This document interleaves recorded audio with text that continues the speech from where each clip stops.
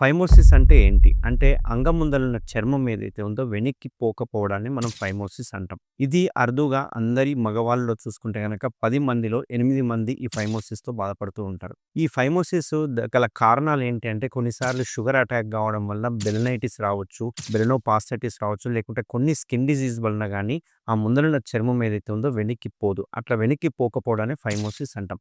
ఈ ఫైమోసిస్‌కి permanent solution ఏంటి అంటే స్టేప్లర్ సర్కంసిషన్ సర్జరీ. దీన్నే మనం సుంతి అని, కత్న అని పిలుస్తూ ఉంటాం. ఈ స్టేప్లర్ సర్కంసిషన్ ఏదైతే ఉందో మనము కేఎస్ఆర్ అనే బ్రాండ్ స్టేప్లర్ తోటి మనం చేయడం జరుగుతుంది.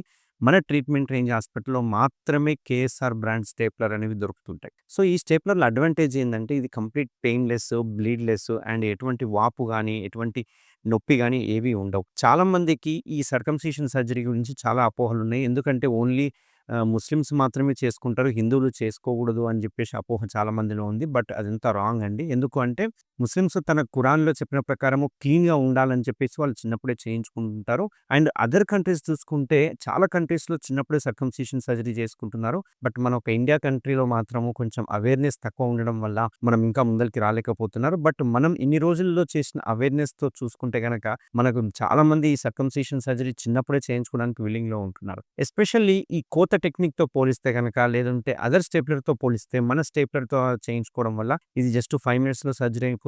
వితిన్ హాఫ్ అన్ అవర్‌లో డిశ్చార్జ్ అవ్వడం జరుగుతుంది. ఎటువంటి బెడ్ రెస్ట్ గాని, ఎటువంటి పథ్యం గాని అవసరం లేదు.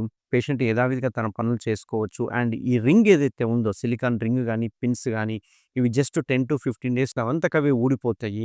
మనం తీసుకోవాల్సిన జాగ్రత్తలేంది అంటే ఎటువంటి పరిస్థితుల్లో కూడా అంగస్తంభన అవ్వకుండా చూసుకోవాలి. అండ్ 1 మంత్ వరకు ఇంటర్‌కోర్స్ చేయకూడదు.